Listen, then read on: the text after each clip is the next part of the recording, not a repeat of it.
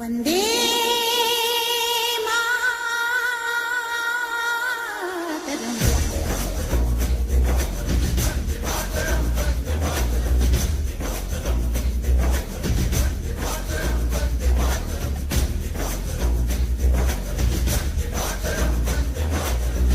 பட்டதாரி கழகத்தின் தலைவர் ஆசிரியர் பழனி சார் அப்படின்னா நிறைய பேருக்கு தெரியும். அவர் தான் அடுத்து நமது அழைப்பில் இருக்கின்றார். பல மாணவர்களை பல்கலைக்கழகத்திற்கு இந்த கழகத்தின் வழியாக அனுப்பி இருக்கின்றார். ஆக அவர் என்ன சொல்றாரு அப்படின்னு இப்ப கேட்கலாம். அதாவது இப்ப தற்காலத்துல பாத்தீங்கன்னா பல்கலைக்கழகங்கள் வந்து அதிகமா வந்து அவங்க இருக்கிற இடத்துலயோ இல்ல அருகாமையிலயோ அமைவதில்லை. ஏன்னா இப்ப என்ன சந்திக்கிற சில பெற்றோர்கள் வந்து என்ன கேட்பாங்க, முடிஞ்ச மட்டும் என் பிள்ளைங்களை வந்து அருகாமையில் பள்ளிக்கூடத்துக்கு பல்கலைக்கழகம் அனுப்புங்க சார் அப்படின்னு சொல்லுவாங்க. அப்ப நான் சொல்றது வந்து அருகாமையில வந்து எந்த பல்கலைக்கழகம் கிடையாது, எல்லாமே வந்து அதிகமான தூரத்துல தான் இருக்கு. அதிகமான தூரத்துல போறப்ப வந்து நம்ம பிள்ளைகளுக்கு வந்து என்னன்னு சொல்லணும்னா அவசியா முடிவெடுக்கக்கூடிய ஒரு சூழல் அவங்க உருவாகும்.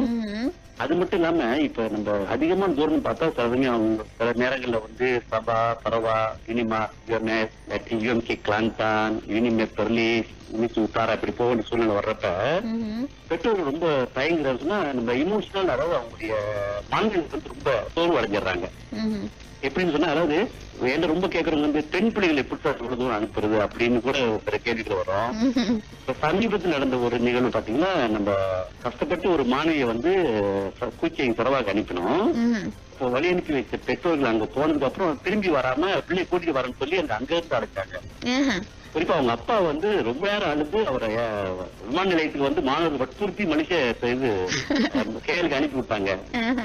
அதாவது என்னன்னு சொன்னா, அவங்க வந்து ஒரே பொம்பளை பிள்ளை ஒரே பெண் பிள்ளை அதை விட்டு வர முடியல சார் அதுபடி சொல்லி ரொம்ப வருத்தப்பட்டாங்க. அப்ப நான் அவங்ககிட்ட சொன்னது ஒரே விஷயம் தான், என்ன நீங்க விடுறப்ப வந்து அவங்க உணவுபூர்வமான வந்தனால அது 5 நாளைக்கு தான் அவங்க உங்களை பத்தி நினைச்சிட்டு இருப்பாங்க. அதே மாதிரி வீட்டு வந்ததுக்கு அப்புறம் இந்த பெற்றோர் வந்து 5 நாளுக்கு வந்து ரொம்ப வருத்தமா இருப்பாங்க. அதுக்கப்புறம் அவங்களும் பழகிடுவாங்க, இவங்களும் பழகிடுவாங்க.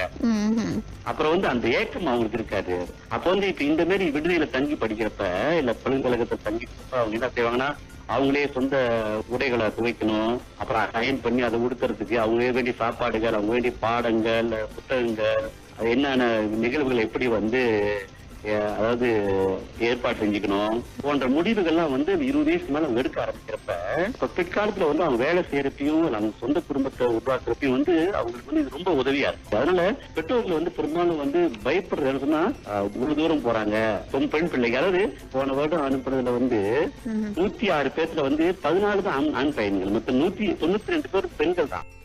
மனதில் உறுதி வேண்டும், வார்த்தையிலே தெளிவும் வேண்டும், மனதில் உறுதி வேண்டும்.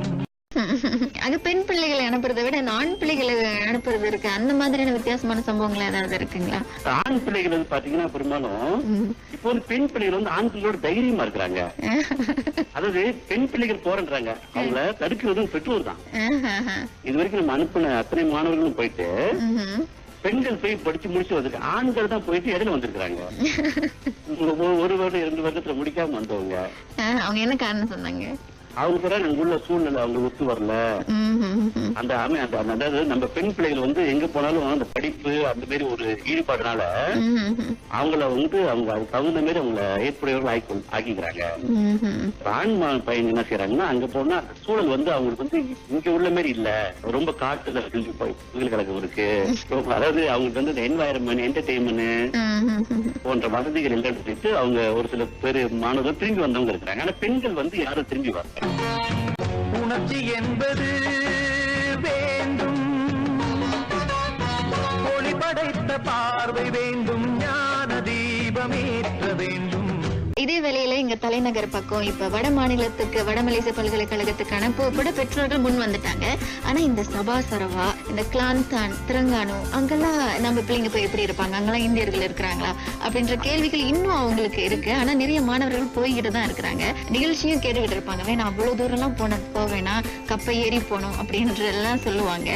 அவங்களுக்கு நீங்க என்ன சொல்ல விரும்புறீங்க ஐயா? அதாவது இப்ப வந்து நம்மளுடைய என்ன சொல்லுவாங்கன்னா, இப்ப இருக்கக்கூடிய சூழல் குறிப்பா சொல்ல போனா போக்குவரத்து துறை நம்ம இந்த மாதிரி வசதிகள் இருக்கிறப்ப வந்து இது சரவாவெல்லாம் வந்து 2 மணி நேரம் 3.5 மணி நேரம் ஓட்டம் தான் பாருங்களேன்.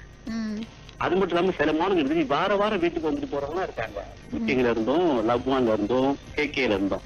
அடுத்தது நான் ரொம்ப ரொம்ப ரொம்ப வலியுறுத்தி சொல்றேன்னா, எவ்வளவு நாளைக்கு தான் நம்ம பிள்ளைகளை வந்து ஒளி அனுப்ப ரயில்வே ஸ்டேஷனுக்கோ பஸ் ஸ்டேஷனுக்கு போயிட்டு இருப்போம். எல்லாரும் ஏர்போர்ட்டுக்கு போயிட்டு விமான நிலையத்துல போய் நம்ம பிள்ளைய அழைச்சிட்டு வர்றதுக்கோ அனுப்பி விடுறோம். நம்ம பிள்ளை தீபாவளிக்கு வந்து ஏர்போர்ட்டுக்கு போறேன், மக வரான் இல்ல மக வரான்னு சொல்றது இன்னும் கொஞ்சம் பெற்றோர் பொறுமையா இருக்குமே. மோட்டார் சைக்கிள்ல தான் அப்ப ஆரம்ப பள்ளியில இறக்கி விட்டுருப்பாரு, இடைநிலை பள்ளிக்கும் போயிருப்பாங்க. ஆக இப்போது விமான நிலையத்துக்கு போய் பிள்ளைகளை அனுப்ப வேண்டிய சூழல் வந்துருச்சு அப்படின்னு ஆசிரியர் சொல்ல நம்ம கேட்டிருந்தோம். ஆக நிறைவா என்ன சொல்ல விரும்புறீங்க நம்ம மாணவர்களுக்கு? அதாவது இந்த காரணங்கள் சொல்லிக்கிட்டு பெண் பிள்ளை இல்ல ரொம்ப தூரம், அந்த படிப்பு சரியில்லை, இந்த மாதிரி காரணங்கள் சொல்லிக்கிட்டு இருந்தோமா நம்ம எப்பயும் காரணங்களே சொல்லிக்கிட்டு இருக்கோம். அப்ப வந்து இது ஒரு மாணவர் வந்து இப்ப முழுநிலை அடையணும்னு சொன்னா பல்கலைக்கழகத்துல போய் ஒரு ஏதாவது துறையில கண்டிப்பா ஒரு பட்டம் வாங்கிறன்றதான் நான் சொல்ல வேண்டிய வலியுறுத்தி சொல்ல வேண்டிய ஒரு கருத்து. சரிங்க, இந்த வேலையில நல்ல விவரங்களை எங்களோட பகிர்ந்து கொண்டமைக்கு மிக்க நன்றி. நன்றி.